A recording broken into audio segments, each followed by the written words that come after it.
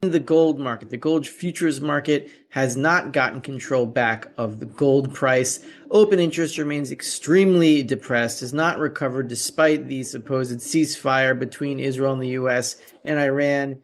You see here that open interest maxed out at about 540,000 contracts over here just before gold topped at $5,600 an ounce. The liquidity in this market is going to be very, very scarce relatively for gold, which means the gold price will remain volatile. That includes silver because silver follows gold in volatility, normally speaking. Japan will release oil equivalent about 20 days of consumption from its strategic petroleum reserves. So when Japan goes kaput, the entire Western monetary system does as well, and we are almost there. India actually imports 55 to 65% of its oil through Hormuz.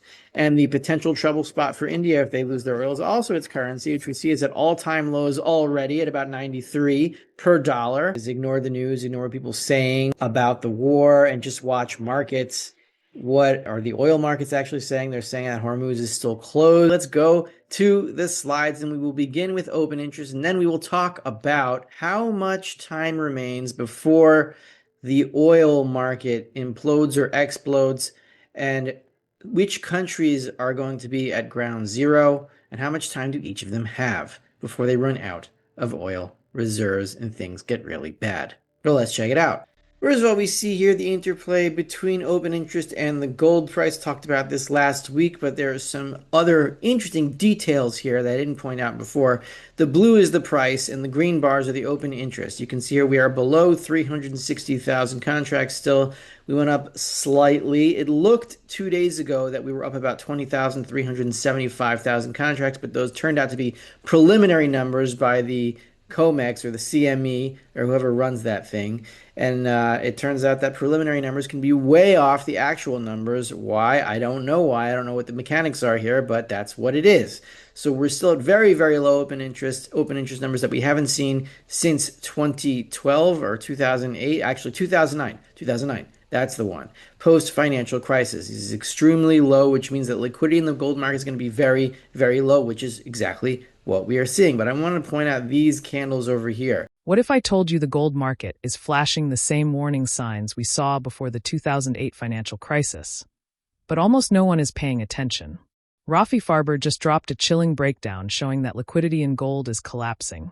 Oil supply risks are rising, and major economies could be just months away from serious trouble. And the scariest part? The markets may already be telling us something the headlines aren't. You see here that open interest maxed out at about 540,000 contracts over here, just before gold topped at $5,600 an ounce. And in this candle where you see the top at $5,600, the open interest in gold had already started to fall drastically back down to, on that day, 460,000. So about 80,000 contracts were liquidated as gold was topping. And then one day later, gold crashed to, what is that, $4,700, and then back down to $4,400. So we went from about $5,500 to $4,400, an $1,100 move. What is that, about 20%? No, it's less. It's like 15%. It's still a lot for 2 days in the gold price. And open interest had already fallen by a lot by then, which means that whoever was doing that may have had a clue that gold was topping. And I'm not going to point to any conspiracies here. Some people who can track liquidity flows either by AI or algorithm or whatever, and they can see certain movements being made, which I don't have the ability to do because I don't have the data or the expertise to figure those things out. Some computer programs can figure it out, and some had, I guess, programmed that or figured out that gold was going to fall in those times because of those numbers. And some firms actually do this and they're wrong a lot, and some firms do it and sometimes they're right. It doesn't mean that they know anything insider or illegal or they're manipulating anything beyond what the system already manipulates. But this is what we are seeing here. We're seeing the open interest numbers fall right before gold topped. But now we see here that open interest is still below 360,000 contracts, even though the price has climbed from about $4,100 to now $4,800. So we moved about $700 with open interest falling even further. There are very, very few speculators in this market, and as the numbers continue to fall or as they stay around these levels, the liquidity in this market is going to be very, very scarce relatively for gold, which means the gold price will remain volatile. That includes silver because silver follows gold in volatility, normally speaking. But let's go to the situation in Hormuz. Apparently, there was a ceasefire between the US and Iran, and there was a deal to open Hormuz, which has not happened at all.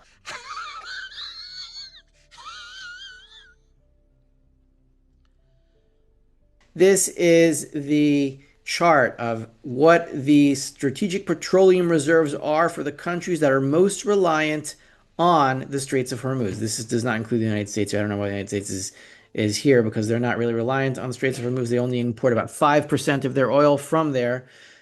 We do have China, Japan, and South Korea and the EU. These are the sizes of their strategic petroleum reserves. And we see here that China has about 80 to 90 days estimated in reserve. Japan has about 175 days. That's combined government and private reserves. South Korea has about 90 days. And EU has about 9 days per member state. Who's going to run out first? Probably South Korea or China. Probably South Korea because they import most of their oil through Hormuz, whereas China only imports about half of it. Japan imports the most, but they have the biggest reserve.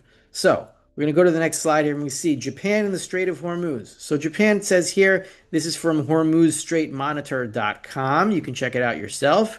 They import about 80 to 90% of all their oil imports through Hormuz, and they have about 175 days of imports in reserve. So how long has the strait been closed? Since March 1st. It is now April 10th, so that's about 41 days so far. Take that away from 175, and you have, what is it, 134 days? 130, yeah, 134. Am I doing the math right? Who cares? 134 days, let's say. So that's about 4 months. Is the Strait of Hormuz going to stay closed for that much longer? Maybe. I don't know.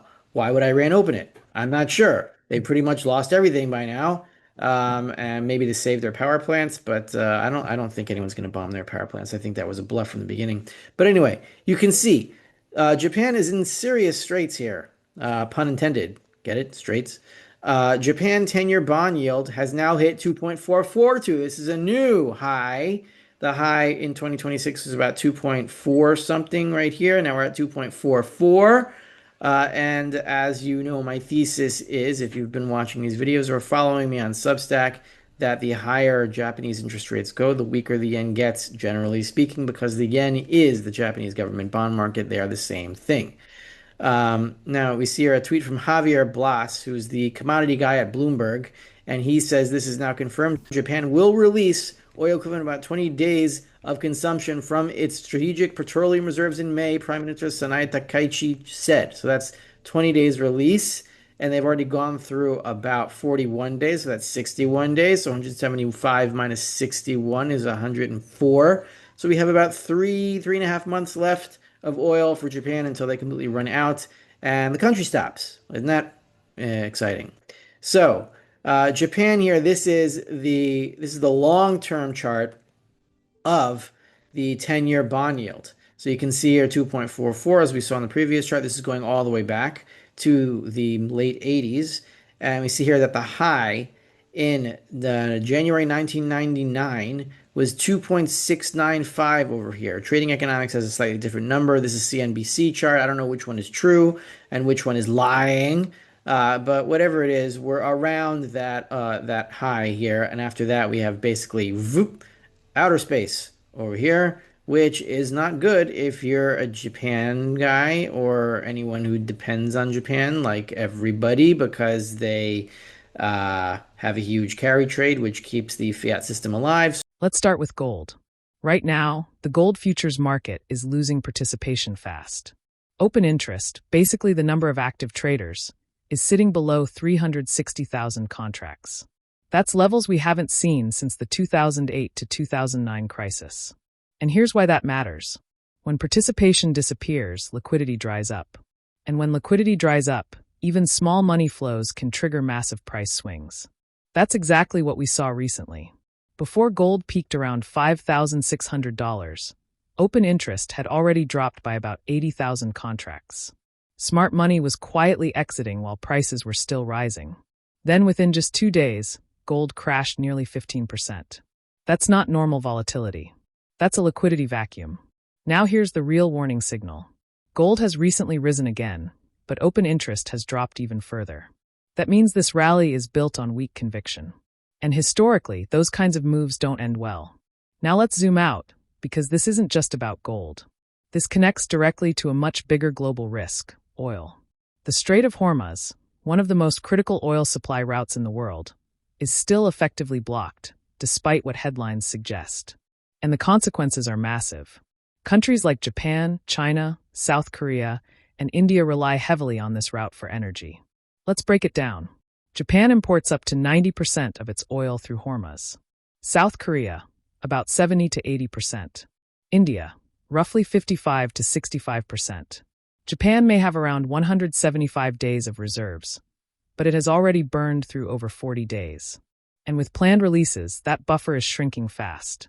At the same time, Japan's bond yields are rising to multi-decade highs, signaling stress in its financial system. And here's where it gets dangerous. Japan is a cornerstone of the global financial system through something called the yen carry trade. If that starts to break, it doesn't stay in Japan, it spreads globally. Now look at South Korea.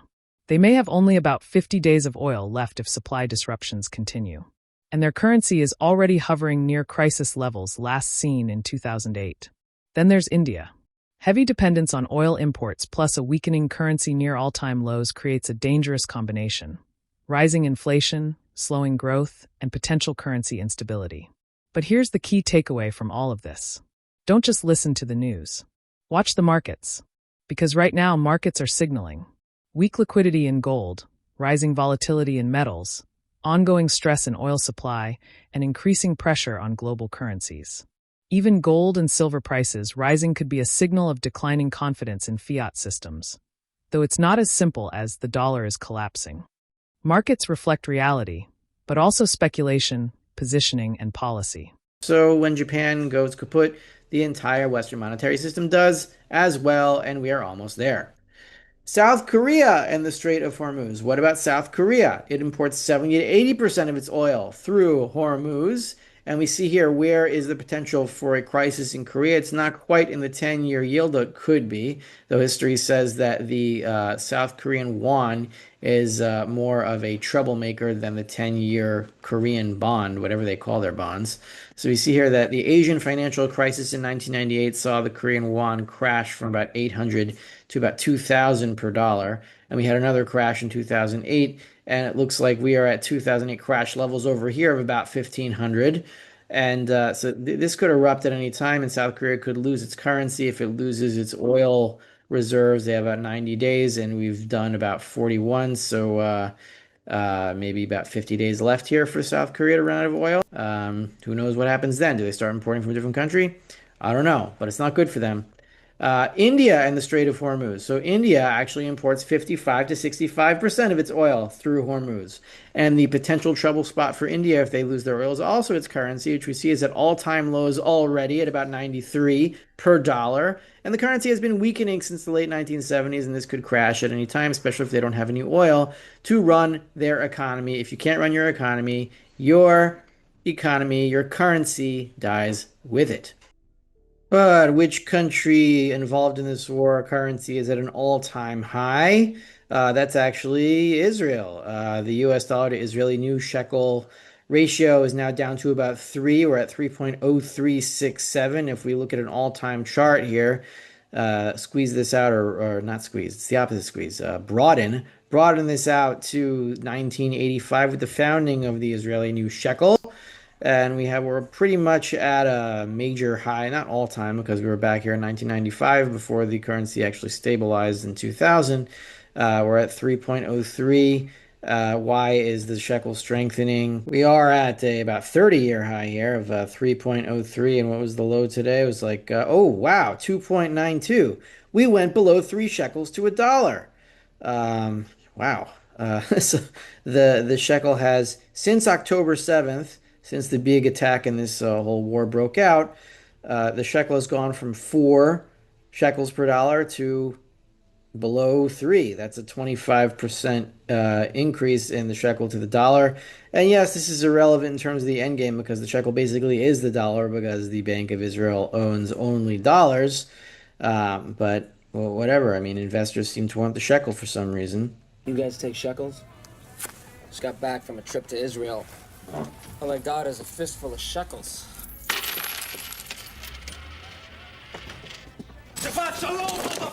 I know that a lot of people think that Tel Aviv was destroyed and that the country is in ruins or whatever. But if that were true, the shekel wouldn't be so strong versus the dollar. Basically, what we all have to do now is ignore the news, ignore what people saying about the war, and just watch markets. What are the markets actually saying? What are the oil markets actually saying? They're saying that Hormuz is still closed. Ships are not passing by. It's about a 90% blockage still. Hasn't changed much since the war started. And yes, in these times when it is impossible to know what the truth is, I do believe you can still follow market prices. Those are actual information about the situation in the economy. As Hayek said, the Austrian economist, prices are signals and they organize the division of labor. Without prices, we would not know what to do when we woke up in the morning and it would be a zombie apocalypse. So, in these times, I would say ignore the news and keep your eyes on the actual prices of goods and services in the global economy. They are what people are buying and selling for, and they tell the truest information. And from what we can tell, gold and silver are rising, which means the dollar is dying because everything really is priced in gold. Nothing really is priced in the dollar since the dollar is a gold derivative. And the rest of it, beyond that, is all debt that's going to collapse in an endgame. So the big question is, are we on the edge of another major financial shock, or just seeing temporary volatility? One thing is clear. When liquidity disappears and energy supply gets squeezed, markets can move fast and without warning. If you want to stay ahead of these shifts and understand what the markets are really telling you, make sure to subscribe and stay tuned, because the next move might not give you time to react.